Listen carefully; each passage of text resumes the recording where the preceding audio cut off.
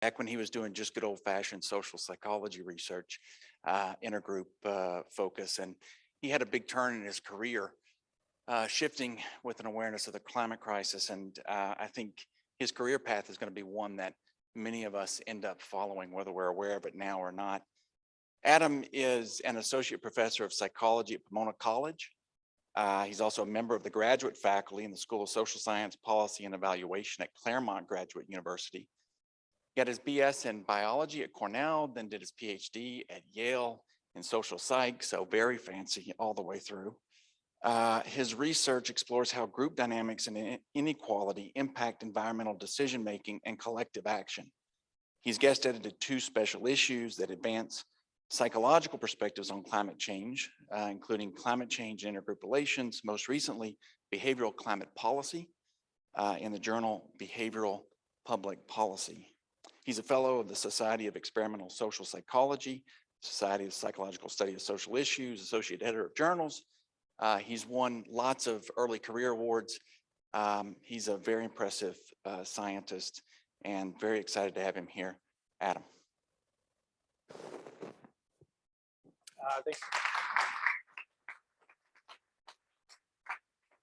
Thanks so much, Don, for that really lovely introduction, and also to Alyssa and others who have invited me to join you today.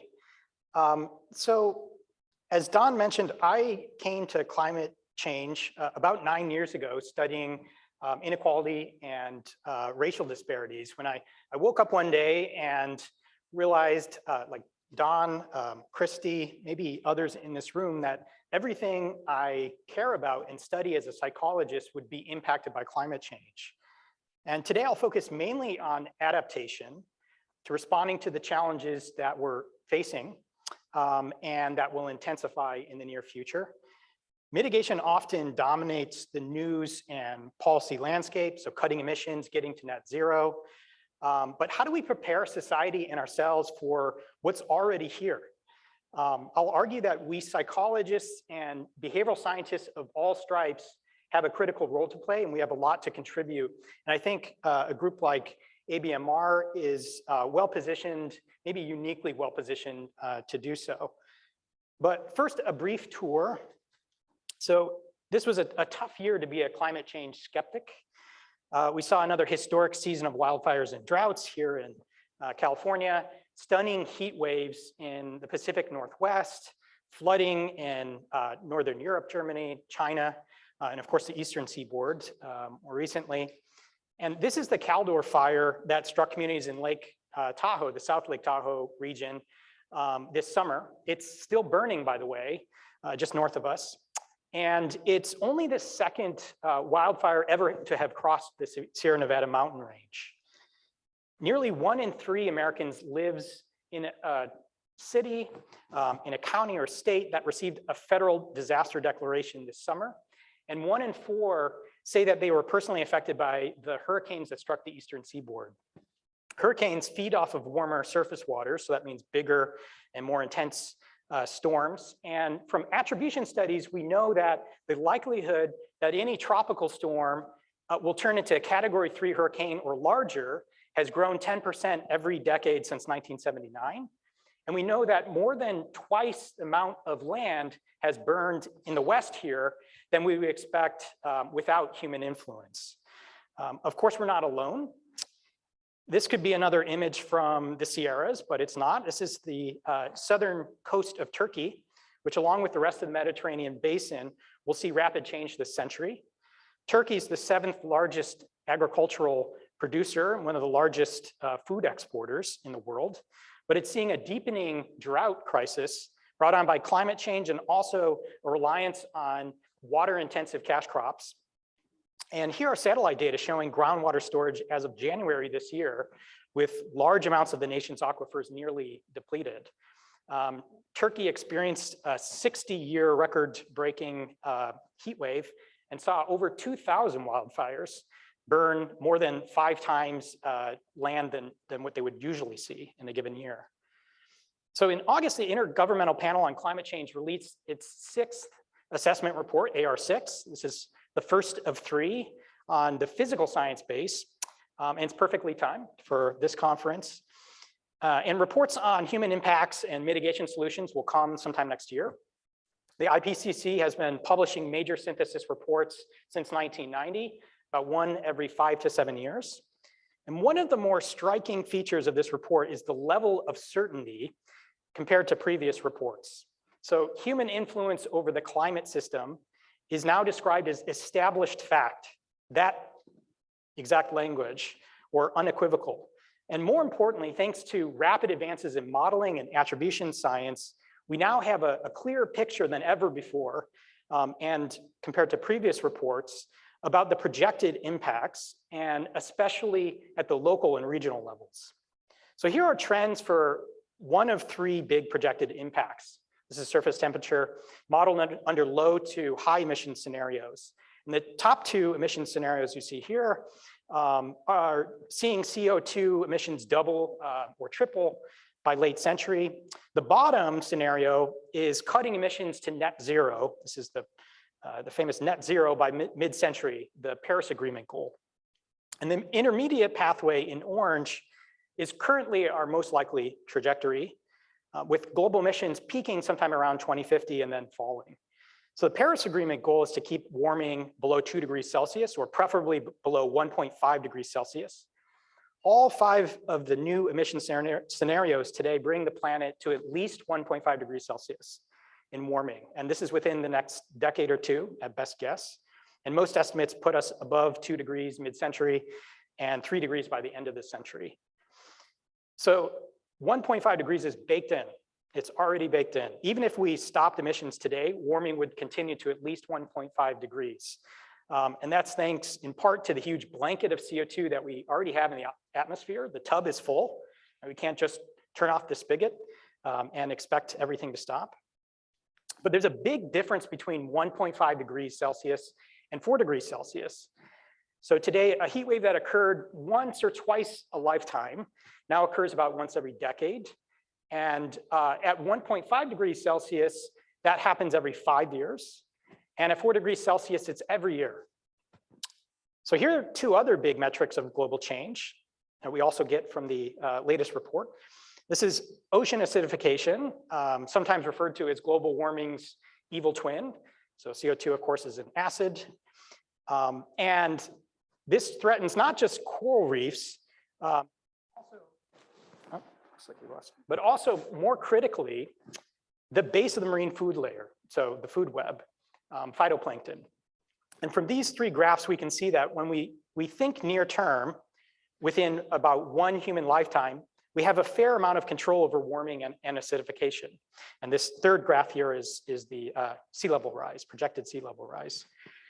So the first 2 graphs are quite sensitive, showing quite a bit of sensitivity to different emission scenarios.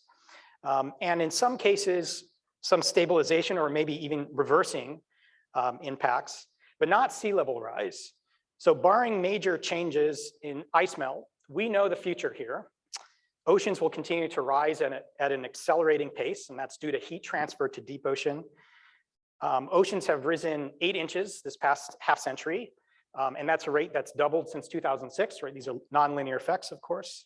And in every scenario, we see ocean rise at least 1 to 3 feet by mid to late century, this century. Okay, so that's pretty dire. I think some in my inner Al Gore. Now, 2 slides of good news. So the good news is that rapid decline in the cost of renewables, so in particular solar and wind, means the highest emission scenarios are growing increasingly unlikely. Solar and wind are now the cheapest form of new power generation. That's amazing. This is huge, as energy accounts for about 3/4 of global emissions and is absolutely critical for lifting poor nations out of poverty. With current policies, we're looking at about 3 degrees Celsius of warming above pre-industrial levels, but new pledges by governments as of April this year would lower that warming to about 2.4 degrees Celsius. And other nations may follow suit soon. So as we approach the next major UN climate summit in Glasgow, exactly 1 month from now. And currently 131 countries have either announced a net zero goal target or are at least considering adopting a net zero target. So this is the optimistic targets here, which would put us within striking distance of the Paris Agreement. But that said, of course, right, these have to actually be realized. So the focus on global averages, things like 1.5 degrees or 2 degrees, gives us this impression that with climate change, that there's some uniform rate of climate change that's occurring. But maybe the biggest takeaway of this latest synthesis report is that both the manifestations and rate of change are highly regional, they're highly localized. Some locations are changing much more rapidly than others. So these graphs show large regional differences in projected changes in precipitation and soil moisture. And this is at 2 and 4 degrees Celsius of warming. And these are changes, of course, that'll have big effects on food and water security and also human displacement. So warmer air can soak up more moisture, which means more drought or potentially a lot more rain, heavier rains. The precipitation, increased precipitation is projected to occur over high latitudes, it's the darker green here, and parts of monsoon regions, especially in South Asia and Western Africa. And drought is expected to intensify here in the Western United States, also in the Mediterranean and Southern Africa, and in Central and South America. So all of these impacts will increase migration pressure. And in a 2018 report from the World Bank, one estimate we see is that in just 3 regions of the world, in Latin America, Sub-Saharan Africa, and Southeast Asia, we could see internal displacement upwards of 140 million people by 2050. So due to food and water scarcity and also rising sea. So areas that have contributed least to climate change are often those that experience its first and worst effects. And this is also true in the United States, of course. We don't have to imagine what a warmer future will look like. We can actually see it today in every major US city. So cities are warming at about twice the rate of rural areas and the global average. But within cities, the rate of warming is substantially higher in minority and lower income neighborhoods. And these are 2 playgrounds in Richmond, a public housing complex on the left, and a park in a wealthier community on the right. And these are just a few miles away, but with daytime highs that can differ upwards as much as 20 or 30 degrees in the summer months. So in the 1930s, federal officials redlined these neighborhoods in Richmond, Virginia, labeling them as risky investments because residents were Black or poor or recent immigrants, using those explicit labels that fueled a cycle of disinvestment for decades in those neighborhoods. And today, these are some of the hottest parts of the city with fewer trees and more pavement, more heat trapping pavement. As the biggest danger may also be at nighttime too, these neighborhoods experience the heat trapped in pavement, continues to, of course, radiate, and that can be a chronic health stressor for these communities. And if you want a rough marker of racial disparities in climate risk, this includes both heat and flood risk. Tree density and other water and heat absorbing greenery is a pretty good one. In majority white neighborhoods in the United States, trees cover on average about 1/3 of surfaces, and in communities of color, less than 1/5. And unless we think it's just Richmond, across major US cities, neighborhoods that are assigned lower grades by the federal government in the 1930s are consistently hotter today. And these are major cities that are ordered by the size of the heat gap, so temperature differences on average. And of course, we know, right, those may be substantially larger on any given day or between any 2 particular areas. It's not the change in means, but the variance that'll kill us, so the saying goes. And these are also neighborhoods that are more likely to face power shutoffs as residents struggle to pay utility bills that are a bigger share of their income. And that's not just because of lower income, it's also because of substandard housing that's also often less energy efficient as well. So this is Cleveland, and we can see red line neighborhoods on the left and their energy burden on the right. Climate change forces us to consider structural dimensions of vulnerability at a scale like few other issues. Climate adaptation researchers describe really three big elements of vulnerability that leave people of color and the poor, Native communities, older and younger people, those with disabilities, medical conditions at greater risk. So exposure, sensitivity to that exposure, and a capacity to prepare for, cope with, right, recover from that exposure. So higher adaptive capacity helps to minimize effects of exposure and sensitivity, what Rachel Morello-Frosch at Berkeley refers to as the double jeopardy of environmental harm. And another useful way to think about climate vulnerability, and this is from the US Global Change Research Program, is from chemical risk assessment, thinking in terms of exposure pathways. So thinking in terms of direct pathways, and these direct pathways are in blue here, running down the middle, and also indirect pathways, the social and structural forces that shape vulnerability, and those are in the gray boxes here. So social determinants of health and behavior that exacerbate and influence vulnerability. So things like access to healthcare and stable housing and discrimination, those are on the right. And structural factors that impact vulnerability at far bigger scales are shown on the left, like water and energy infrastructure, roadways, crop productivity, and also the physical geography. How hard or easy is it to move around a space? And both sets of factors may themselves be affected by climate change, of course, further compounding health risks. So this is a story we've seen far too often. Here's some historical and recent examples. So Hurricane Katrina displaced over 800,000 Americans from their homes. According to the Department of Homeland Security, this was the largest displacement event since the Great Depression, the Dust Bowl migration of the 1930s. But it only became a disaster because of neglected infrastructure, because of racist zoning laws, poverty, and segregation. That meant people lacked resources to avoid or prepare for, to cope with, or recover from that storm. So more than 30% of Black residents and nearly 60% of poor Black residents didn't have access to cars when Hurricane Katrina made landfall. And of the 200,000 Black residents who did eventually flee Katrina's floodwaters, only half ever returned, leaving the population of New Orleans smaller, but also more white than it was in 2005. And much more recently, Hurricane Ida is as much as a story about heat exposure, and especially humid heat exposure, and energy poverty as it is about flooding. So nearly twice as many power lines were destroyed by Hurricane Ida as Hurricane Katrina, over 31,000, leaving millions, mostly poor and Black neighborhoods without air conditioning in the most intense summer period in August. And we know urbanization and an aging population mean that these challenges will only grow with time.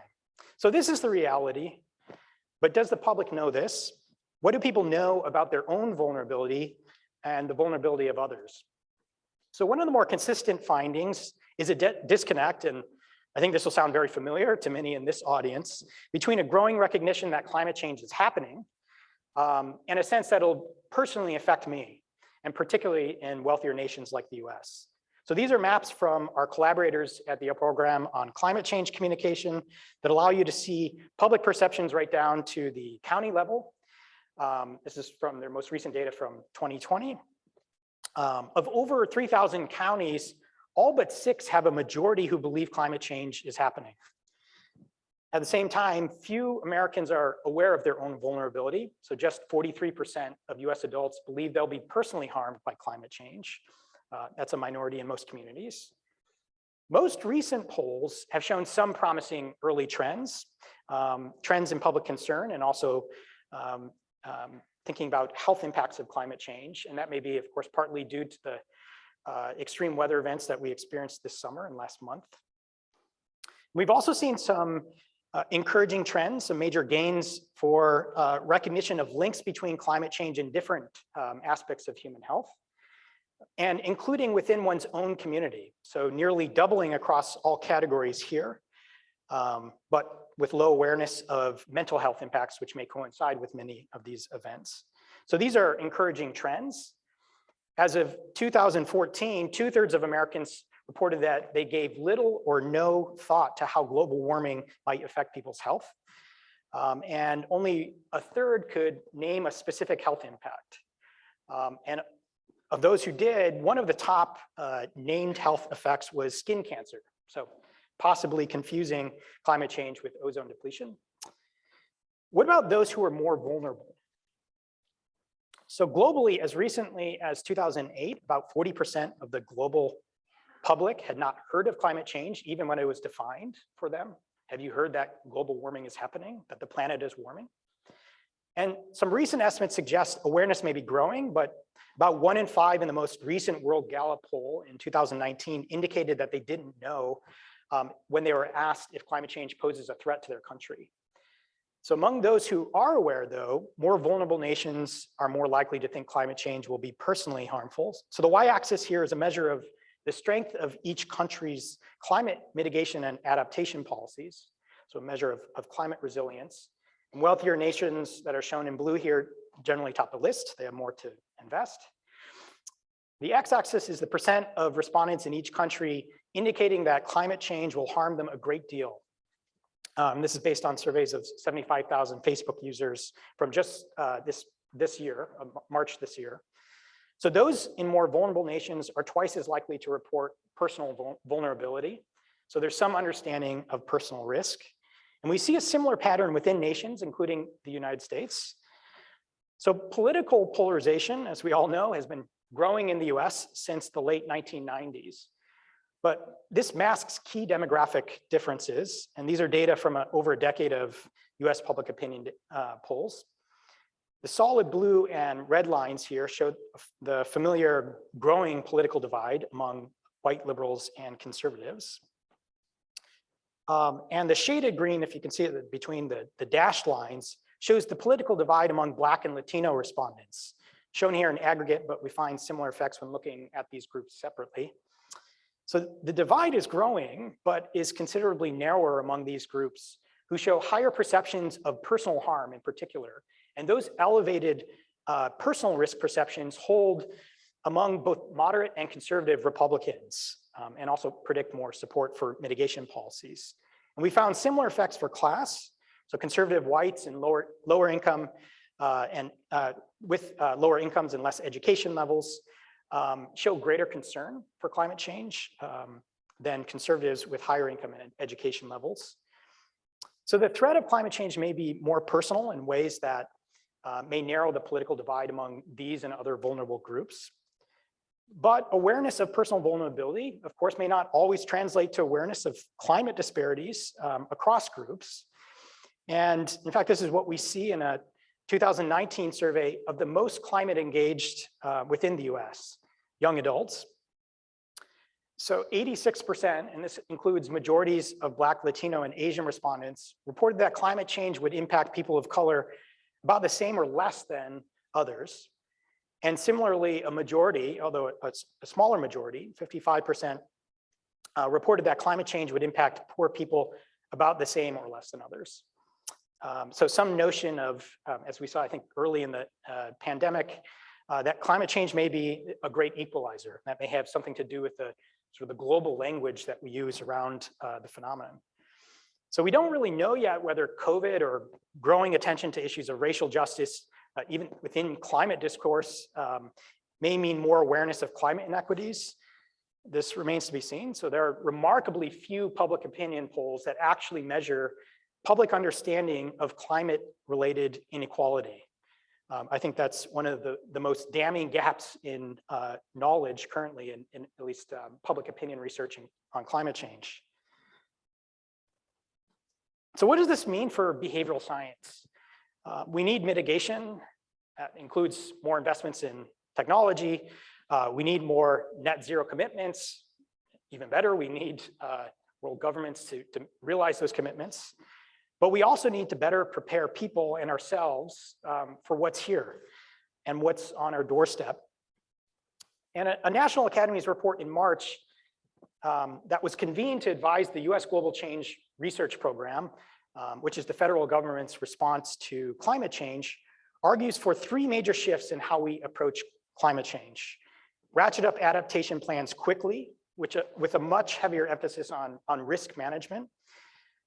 Invest in social science research so that the knowledge that we produce is more useful to decision makers and local communities, and expand cross-cutting research. But of course, we don't need to reinvent the wheel. This is actually a message that we saw about 40 years ago.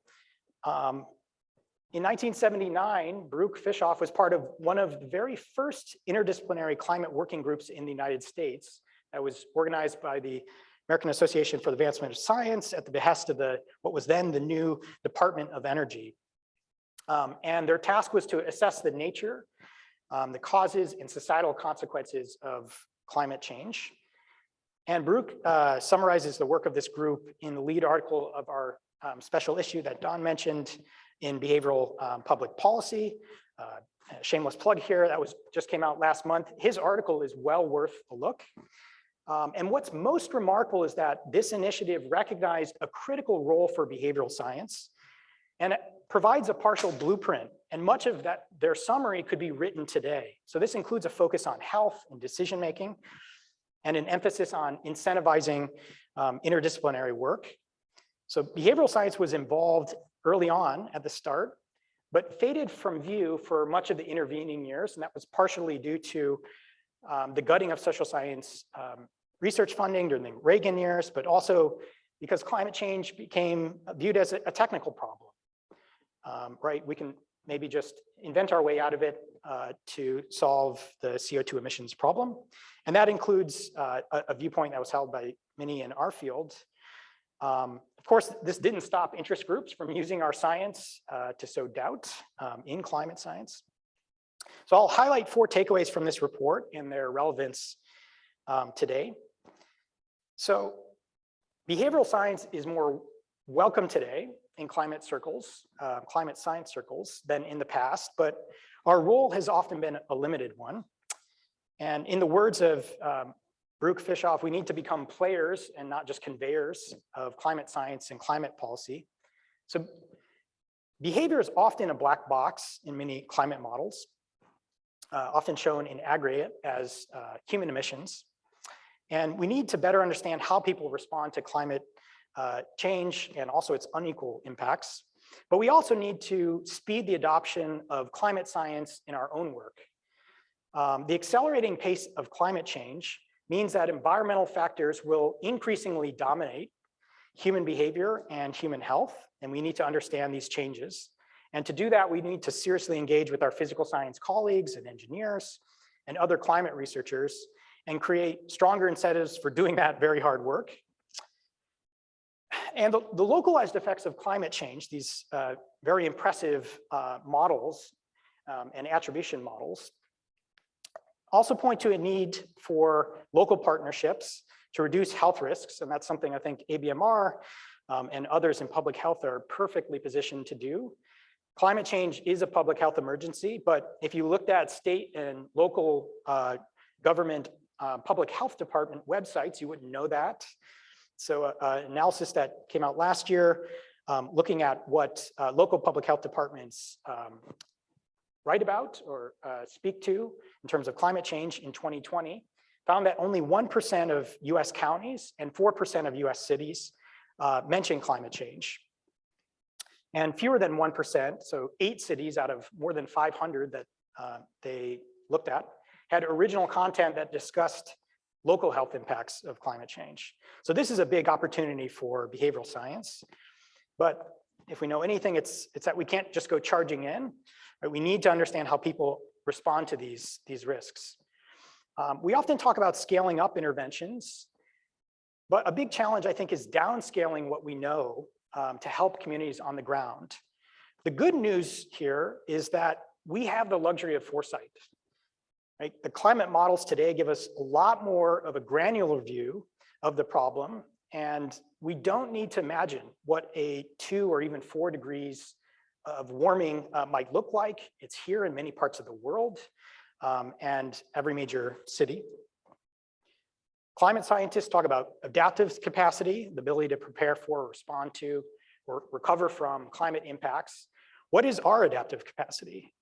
as organizations, as institutions, and what can we do now to enhance our ability to respond to what's here and adapt to what's coming. So we've built our research and training programs, our academic societies and institutions for a climate of the past, one that's more stable rather than one that's changing. Behavioral science is behind the curve, there's no question, but limited investment so far means an amazing opportunity here to be responsive to the moment. Thank you.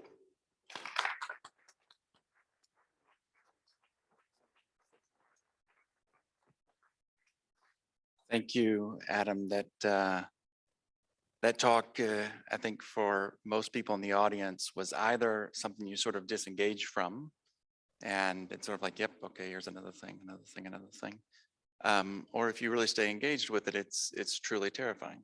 It's something unlike any human society has ever existed through, and that's the case. We live now in an atmosphere that no human society has ever experienced, and as Adam says, we know the future for the first time. We know the future. We actually know the future because it's physics. It's not, we think politics works this way or that way. Could I ask to have the panel slides put up, please? So at this point, so the other three of us up here are behavioral medicine folks, more behavioral medicine than Adam.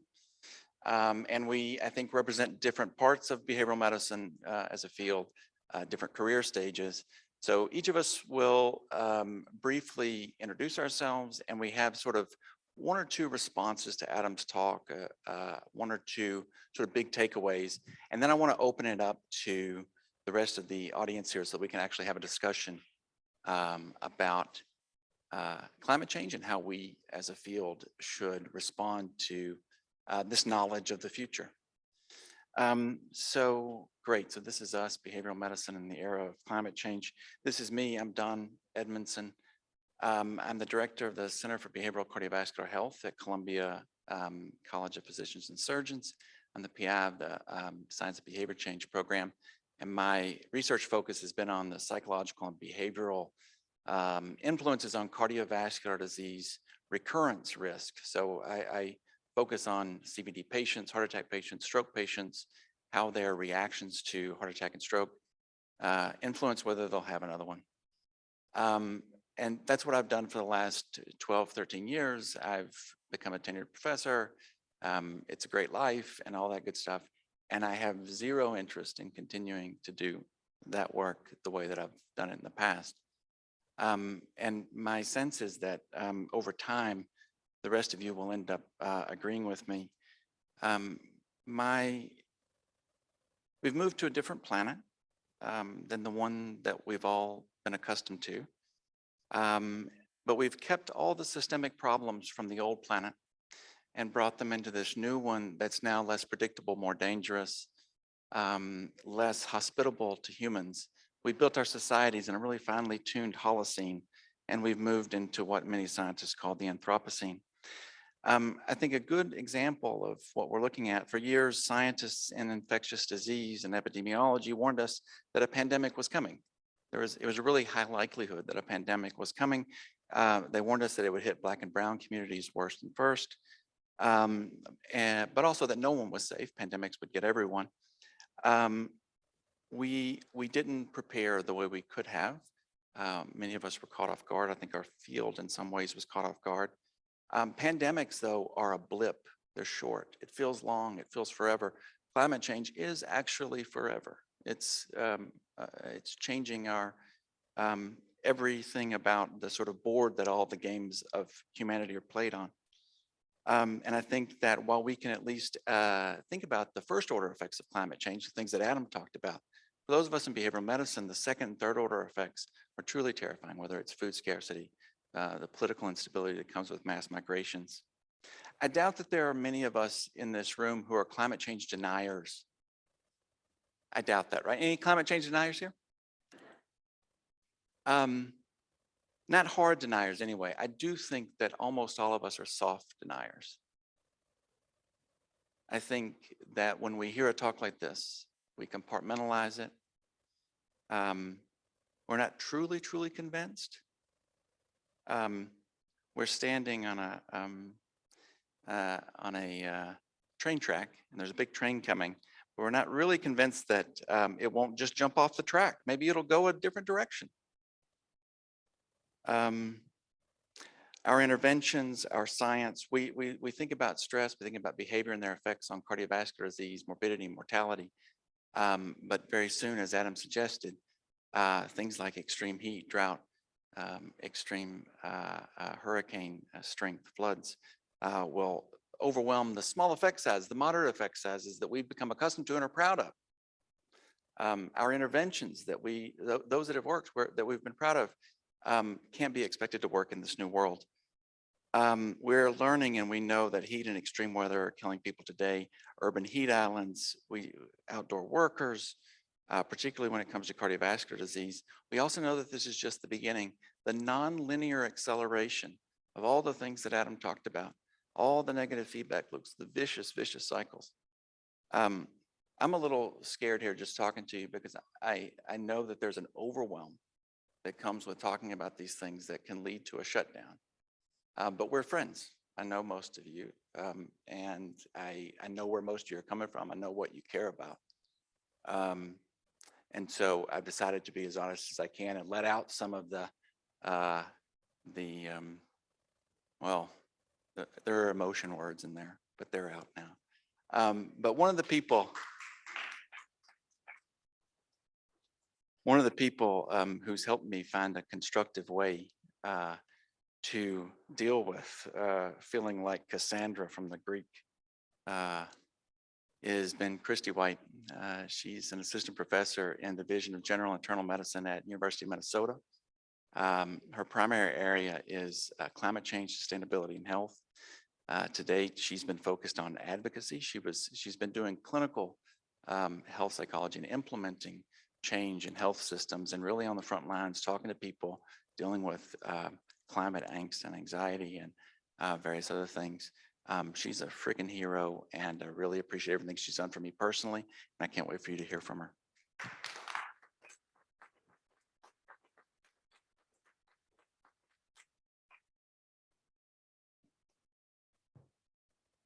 Wow, thank you for that very generous introduction, Don. This is really, it's overwhelming. And so how many people here are feeling really overwhelmed after listening to this talk? Okay, thank you for your honesty. I feel overwhelmed by this all the time. And I think that's one of the most important things to think about and to lean into is acknowledging that it's overwhelming and being able to face it. Because we all know about the bystander effect, right? The bystander effect does hurt people. It's harmful. And so if we continue with this sort of soft disengagement, then we are acting as bystanders when we know this terrible thing is coming. And so I think one of the most important things that has come up for me is being able to sit with that discomfort, being able to process through some of the climate grief and distress, and finding ways that I can expand my own circle of influence to make some sort of meaningful change. Because one of the best antidotes for climate distress and that feeling of overwhelm is meaningful, useful action.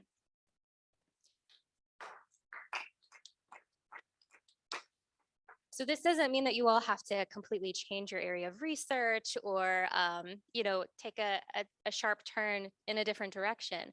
But we can do things like ask our institutions provocative questions, right? We can ask, where do we bank? Is there a way that we can shift our financial interests away from organizations that have historically funded fossil fuel infrastructure or still do, that have engaged in predatory lending practices? Maybe thinking about the way in which you do research. What are the ways that you reimburse your patients? or your participants? Are there ways that you can do that in a more sustainable and equitable and just way? So there are so many different points of entry, and we're at the point where we need all hands on deck. And so finding your own point of entry and what that means for you individually is better than sitting by and doing nothing. So pick something, don't pick nothing.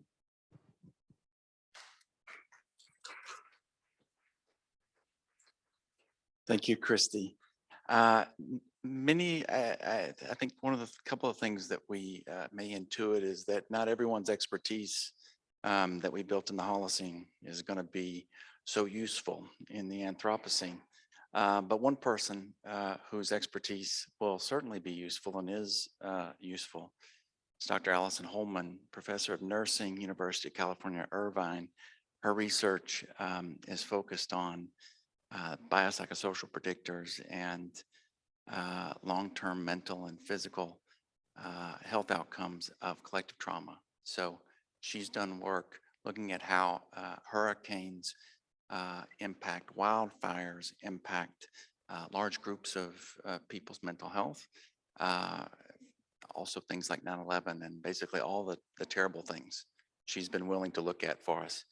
Dr. Holman. Thank you, Don, for that lovely introduction. All the horrible things, I'd love it. I'm joking. So one of the things that, having sat through this conference so far, one of the things that, and especially Adam's talk, that strikes me is the one constant that we're all dealing with all the time, that's change. That's the one constant that everybody has all the time, from our cells, from our mitochondria, that's for you, Martin, all the way up to our planet and our solar system. Everything is constantly changing, and people don't like change. So our work is cut out for us, right? And people like Christy, who is doing this work in a clinical setting, is doing some amazing stuff. So I just want to say I tip my hat to Christy for being able to come up with ways to address some of this stuff.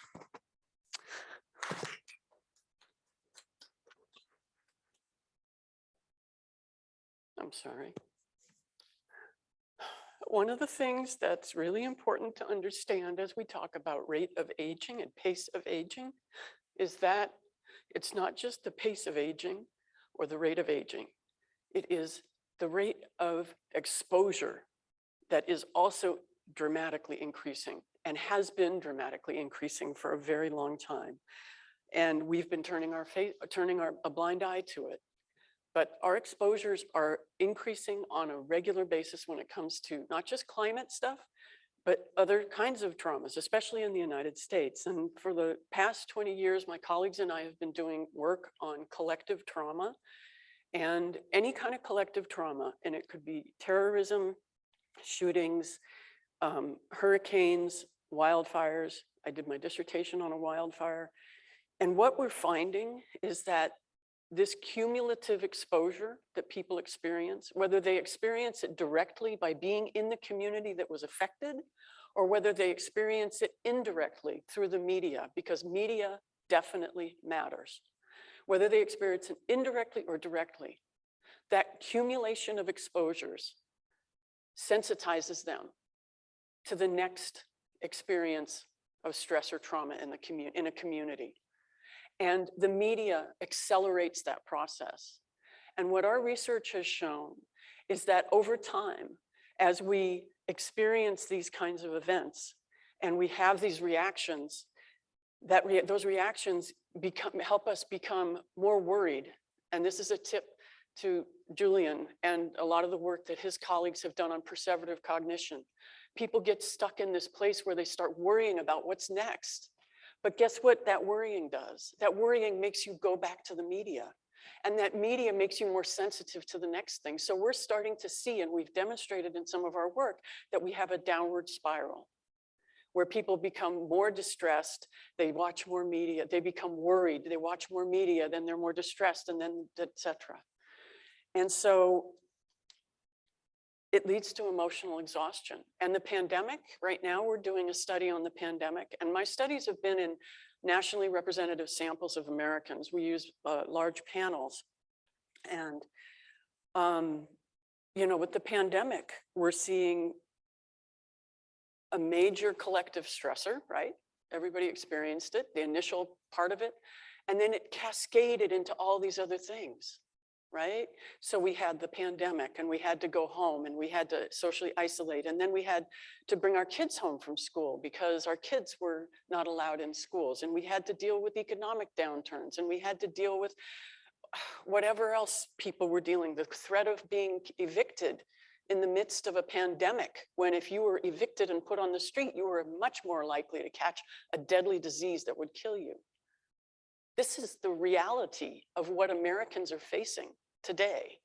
And that cascading set of events, those collective events, they've, along with all that cumulative stuff over the last 20 years that we've been studying, has led to emotional exhaustion. People are tired. You know, people are tired and exhausted to deal with this. And unfortunately, and this breaks my heart because I am the mother of 2 kids who are mixed race, and they're scared. They're scared to death to deal with what this world is coming to. And as young people and as people of color in America, they're facing the reality, you know, of how many years ahead of life on this planet at a time when being a person of color puts them at a disadvantage in society. And that scares me as a mother. And obviously I'm very passionate about this. I'm sorry for getting all upset, but I want to point out that we are already seeing, I've seen some reports of late, we are already seeing cardiovascular events increasing as a result of the pandemic. We think as partly a result, it's not clear, but we're starting to see that there are higher rates of cardiovascular events going on for people. And that the mental health consequences that we're seeing from these kinds of events are going to also fuel future cardiovascular events, future greater risk of whatever it might be, dementia or whatever you might have, all the things we've been talking about. So to me, guys, what matters is that the pace of exposure is going up, and we need to find ways to deal with that. And we need to find ways to help people change behavior, which we hate to do, right? We have to find ways to change behavior now so that we can stop this process from creating this pandemic of not just mental, but physical health consequences that I unfortunately imagine are coming down the road in the next few years. And I've got a longitudinal study, I'm gonna study it. But yeah, we've got a lot to do, guys. And we can't let our kids lose their future, because when you lose your future, it messes with your mental health.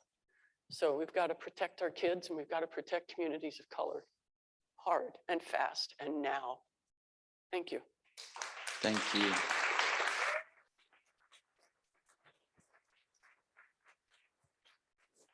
You know I was going to cry. Thank you, Allison. Who wants to talk now after Allison? Seriously, we'd like to open this up to everyone here to join this conversation. Please get us started.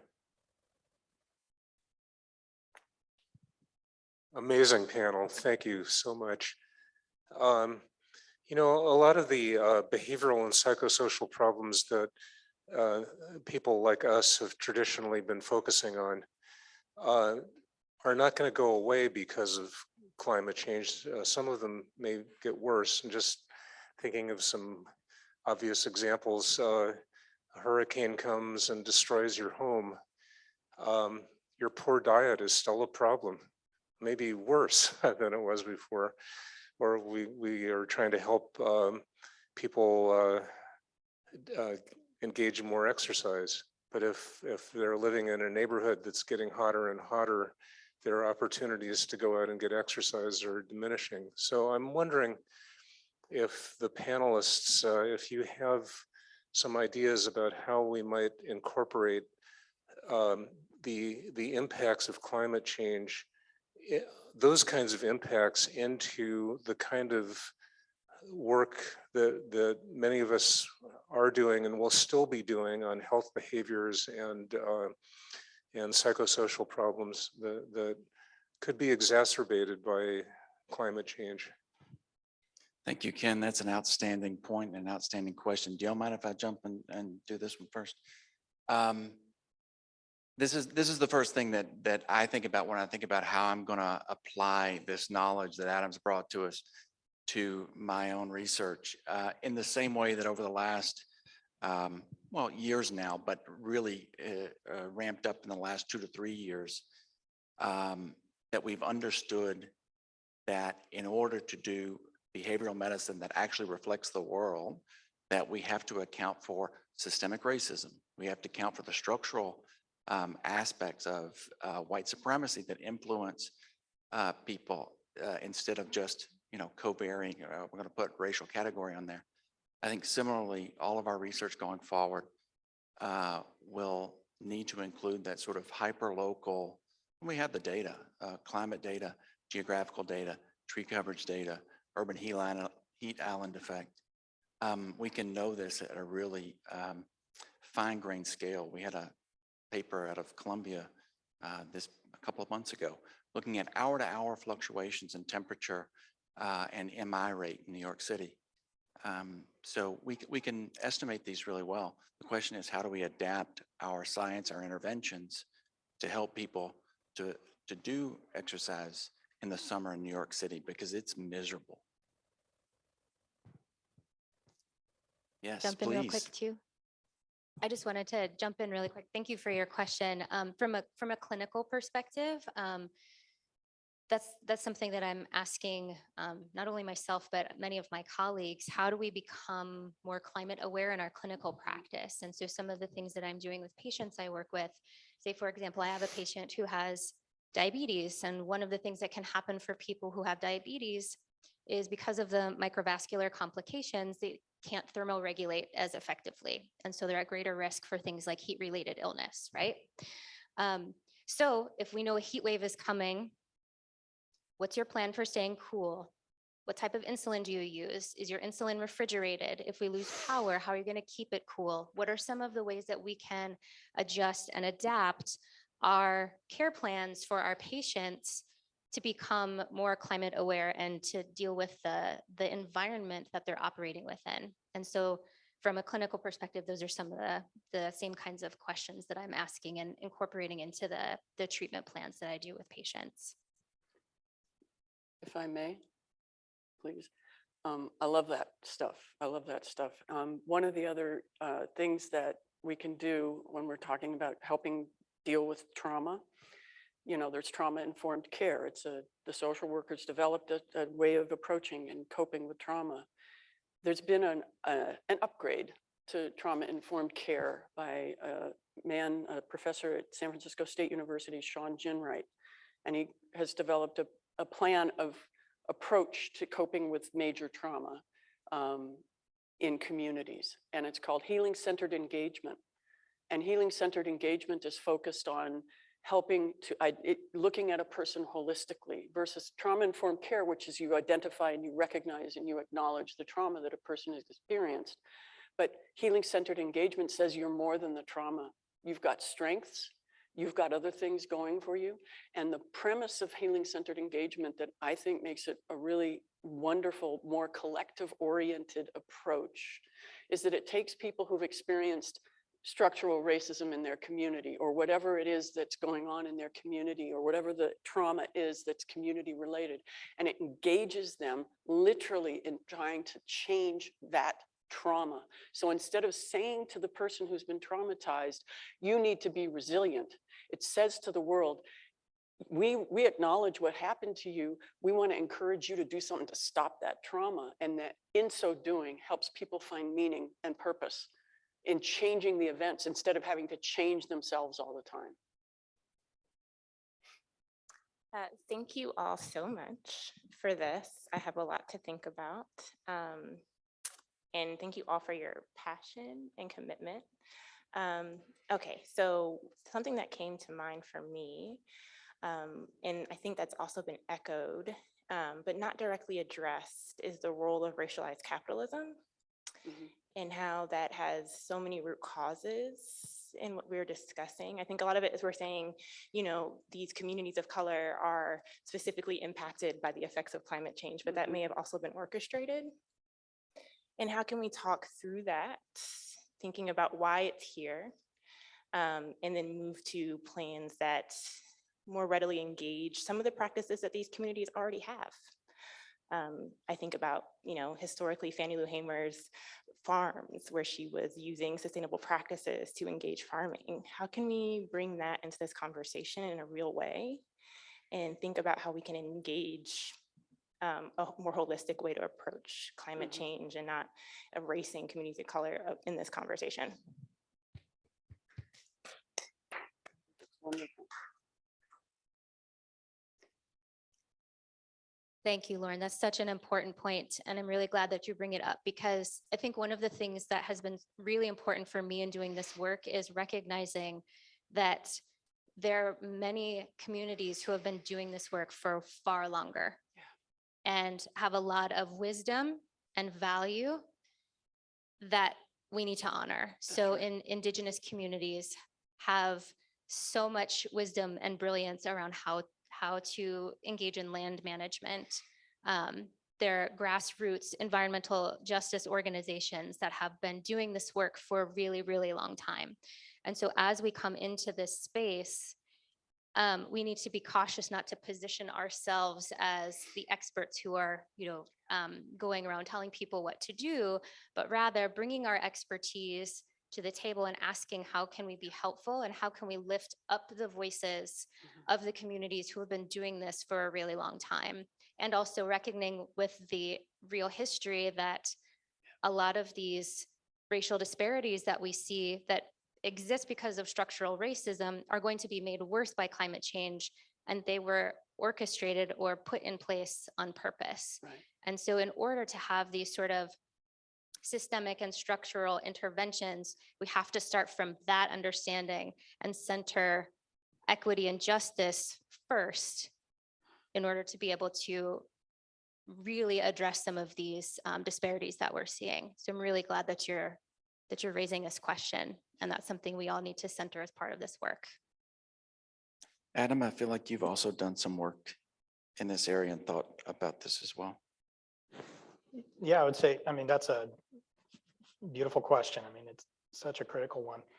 I think climate change to me, forces us to reckon with inequality, but also to think about, and the we, I'm using the royal we here, that is heavily inclusive of what communities are doing currently.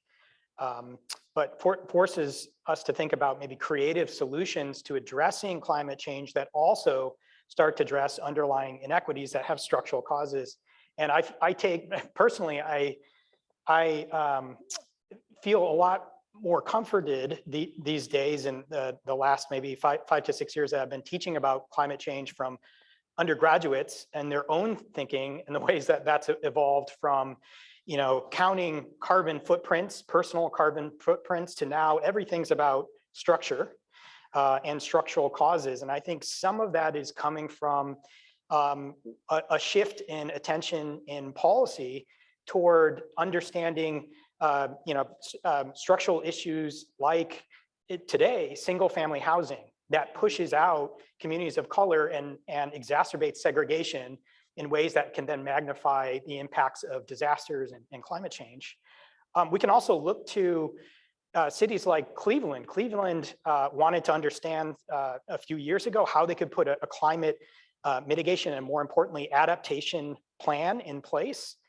They spoke to their community, and what emerged from that plan were 3 concrete goals. One was about tree cover and vegetation, addressing inequities around the city. But 2 other pieces, and I would say the more critical pieces, were affordable housing and the construction of housing that would be cleaner and more energy efficient, and transportation, right? Access to transportation. And it turns out that if you look within the US nationally at what are highly popular programs, public transit is massively popular, including across the political spectrum from some recent conjoint experiments that Madam Mildenberger has done at UC Santa Barbara. So there are certain solutions I would add in there too, pushing for a clean electricity standard and the uptake of renewables within utility companies. And those can have positive effects on communities from the reductions in emissions and pollution that's impacting people. And if you think about it in terms of, say, community solar can also help to empower communities that are harmed independent of climate change. So where community solar programs could generate revenue and reduce the energy burden in a switch to renewables. Thanks, Adam. Alyssa, do you have a question or a comment?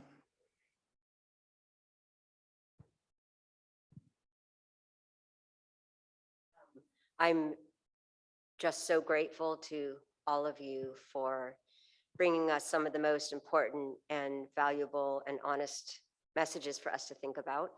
And I'm really emotional right now. My first is an admission to being a soft denier and to being to compartmentalizing. And I think you let us all really absorb the reality of what you're saying. And I'm just so grateful. So I want to be honest and tell you that when we start talking about adaptation and what we can do, on one hand, it's low-hanging fruit for what we're trained for and where we're placed. And on the other hand, I'm really depressed talking about adaptation because we all only have so much bandwidth in our lives and our energy. And the reality is the crisis is here, so we need to adapt. We can't ignore adaptation. So for every ounce of energy we put into adaptation, I hope we can put at least an equal amount into mitigation. What is mitigation when we're one single person on the planet? I think it is using our science of the mind and the influence and contagion of attitudes and emotion, and realizing that we are agents of influence. And so the little bit we can do locally will add up. So I don't want to lose sight of the power of awareness and talking about this and using our platforms, whatever they are. UC is a biggest employer in California. We use a sickening amount of carbon. We have a plan for 2050 with the help of our colleague Adam Arone, who's a social psychologist at Irvine. The experts throughout the UC system have dissected it, meaning the faculty, and it's just a bunch of bullshit. There is zero reduction in carbon burning. It's all about offsets. And that's the good guys. That's a university system. So I don't want to be blind to what's really happening in the world and the politics. There's a lot of good happening, and there's a lot of the capitalistic system, that's rooted. Thank you for your comment, Lauren.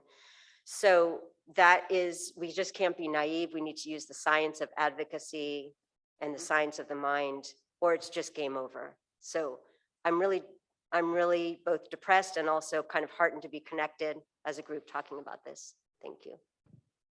Thank you, Alyssa. That depression is a problem. And I think one of the really powerful things about that question, about connecting climate change to extractive, racist, purposeful capitalism, is that there are people getting rich off this knowingly. And while thinking about adaptation may make us depressed, almost always, most of the friends that I know here, when they think about inequity and racism and structural racism, they have a righteous fury, and that's on the other end of the spectrum from depression. And the two are the same thing. Increasingly, the two are the same thing. And I think identifying with that righteous fury, for me at least, has been useful. Yeah, and I also just wanted to come back to your comment about feeling the depression that sinks in when you come to the acceptance about what's coming. And I've been so fortunate to have worked with many patients in hospice or palliative care at the end of life who have invited me to walk with them through the end of their life. And also working with patients who have a progressive illness. And I draw a lot from the work that I've done with them and what they've taught me. And I kind of think about it as similar to, we think about our planet as almost like a person with uncontrolled hyperglycemia for a really long time. We know an amputation is coming. It's just now we're asking ourselves, is it going to be your toe or is it going to be your entire leg? And both are bad. We don't want either of those, but the reality is there's an amputation coming. And so what can we do to prevent it from being worse and recognize that even with the amputation that's coming, there's still meaningful time there. And so how do we find a way to continue to do this work and find meaning and purpose in the remainder of the time or with the time that you have? And that has been really helpful for me in working through some of the distress around climate change and climate grief. Please. I know we're getting late on time. I'm Sue Everson Rose. I'm at the University of Minnesota.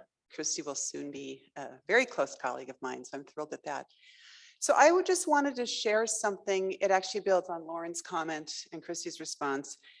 And this is something that Paige Green shared with me and some others in the American Psychosomatic Society just 2 weeks ago. It was an article in Stat News. I'm going to actually read the first 2 paragraphs, and then I will make sure to share the article. Some of you probably have heard of it. It was published September 23rd. It's titled Health Equity Tourists, How White Scholars Are Colonizing Research on Health Disparities by Ashali McFarling. Fueled by the massive health disparities exposed by the coronavirus pandemic and the racial reckoning that followed the murder of George Floyd, health equity research is now in vogue. Journals are clamoring for it. The media is covering it. And the National Institutes of Health, after publicly apologizing for giving the field short shrift, recently announced it would unleash nearly $100 million for research on the topic.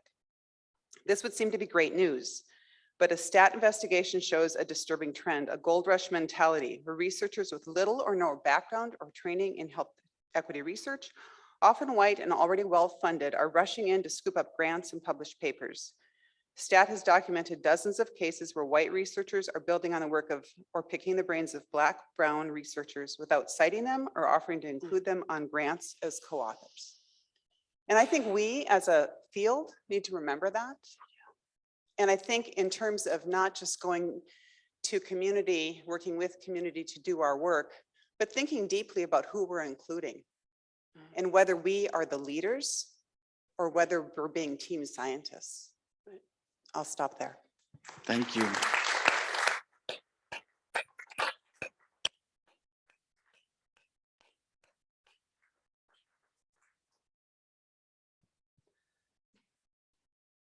Yeah.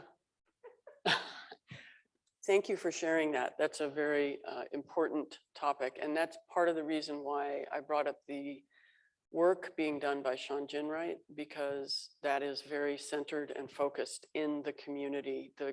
A lot of his work has been in the Black community, but he goes into many different communities and centers the community and the voice of the community in that work. And I think, you know, the job that we have is not to be the ones leading the charge, but rather be the ones who are connecting with the most affected communities and providing, to the extent that we have privilege as white scholars, providing some support for raising their voices so that their stories, their needs, and their voices are the ones that are being addressed, not ours. And I really appreciate you sharing that. And so there are communities out there, there are local groups that are doing this stuff. And I think, yeah, being advocates, I'm a nurse, advocacy is number one. We have to be advocates and humble in the way that we address these issues. So thank you. Yeah, I would just echo what you said, Allison, and you as well, Sue. Thank you for bringing that up. And I think we as white scholars and scientists need to remember that it is our responsibility to dismantle our own white supremacy and white superiority and how we go about our work. That's our job. Right. Many of us come at this work from the desire to help, but the way it manifests and functions often shows up as white saviorism, virtuous victimizing, and it's really problematic.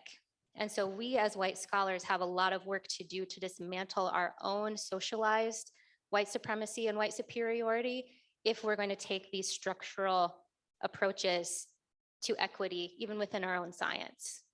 I'm really glad you brought that up. Thank you, Sue. So maybe one more question and then lunchtime. So this is I'm going to make a statement first as I don't want to be a survivor, but as a person that went through Katrina and went through Ida, 2 requests. So the first is that when you talk about our story, that you make sure that it is accurate and that when you talk about where the inequities were, that you're clear about it. Having experienced the influx of white researchers into our community after Katrina, and then the abandonment right after, it was something that devastated our ability to research in our communities for years because of the lack of faith and trust when external people came in who had resources and funding and power and studied Katrina and then left without any intervention or any support. The most important thing I can tell you about Ida is that we did it a lot better. And that the reason we did it better was we built it at home. So when you think about this, when you think about studying, it is absolutely about building capacity in our communities of color. It is about not cultural competency, but cultural responsiveness. And it is about beginning the conversation before you even think about the study. My second comment is that one area that we haven't talked a lot about is the kids. Kids don't have to grow up like us and be resistant to change. They can embody it. And I think that thinking about how we can really build that in our youth is a really novel approach to this, because it is going to be something they're going to face, is that change. And how does that change be something that we embody? And they've got more energy than us, it turns out. They're not jaded and their telomeres are really, really long.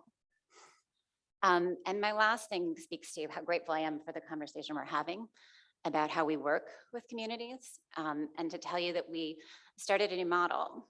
And so we just got a center grant. And probably half of the money is actually going directly to community organizations and partners. It baffled my institution. They're kind of grumpy. But when we talk about being partners, it means giving our resources to them. It means putting their names on grants as actual people who will get a subcontract. So of the 1.2 million we have this year, about 500,000 is going to grassroots community organizations, because we want this to be something that builds their capacity, not ours.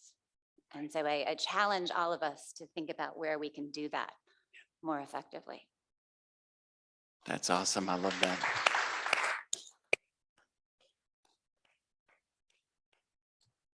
All right, so I'm looking down the row here at faces, and I thank y'all. I think it was pretty intense, and I really appreciate you showing up, and I know it can be a little tiring, but I know we have lots more conversations to be having throughout the rest of the weekend. And thank you all for being here, and everyone who's out. Thank you.